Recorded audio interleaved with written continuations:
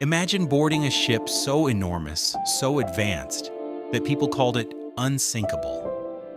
Now imagine that same ship at the bottom of the ocean. Twisted steel, silent halls, and over 1,500 voices gone forever. How did the world's greatest ship become history's most famous disaster? On its very first journey, you've heard the name Titanic. Maybe you've seen the movie. But the real story? It's far more chilling than fiction. This isn't just about an iceberg. This is about human confidence pushed too far, ambition racing ahead of safety, warnings ignored, and one night when the ocean reminded the world who truly holds the power. At the dawn of the 20th century, the world was obsessed with size, taller buildings, faster trains, bigger machines. And then came Titanic, the largest moving object humans had ever built. 9 decks tall, more than 880 feet long. Luxury beyond imagination. Gyms, cafes, elegant dining rooms, even a swimming pool. The ship had 16 watertight compartments designed to seal off damage. People believed nothing could sink her, but belief is not the same as reality. April 10th, 1912. Titanic begins her maiden voyage from England to New York. On board, millionaires in first class drinking champagne, immigrant families in third class dreaming of new beginnings, crew members proud to serve on the finest ship afloat.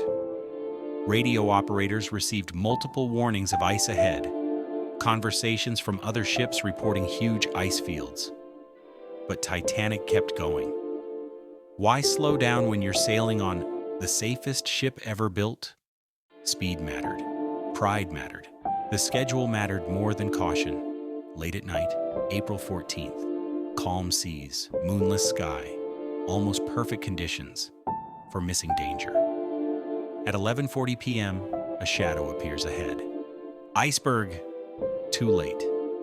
The Titanic scraped along the ice, a sound survivors described as tearing metal and cracking thunder. It didn't seem devastating at first. No huge hole, just a long, silent wound below the waterline. But water began filling 6 compartments. Titanic was built to survive 4 flooded sections. 6 meant one thing: the giant was doomed. Here's the cruel twist. Titanic sank slowly. Almost 3 hours passed between impact and disappearance beneath the waves. The band kept playing to calm passengers. Lifeboats were uncovered, but there weren't enough.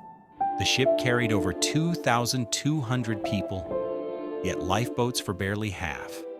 Some boats left half empty because people couldn't believe the ship would actually sink. We'll come back, they thought. They never did. Cold Atlantic water claimed those left behind. The night filled with screams. Then silence. The iceberg didn't sink Titanic alone. Overconfidence sank the Titanic. Ignored warnings, excess speed, not enough lifeboats. The belief that technology made humans untouchable. The ship wasn't unsinkable. That label wasn't true engineering, it was marketing. Titanic wasn't defeated by nature alone, it was defeated by human pride. Titanic's story isn't really about a ship. It's about what happens when success convinces us we're immune to danger, when we stop listening to warnings. Because history teaches us a brutal lesson. The moment you believe you're unsinkable is the moment you're most at risk of sinking.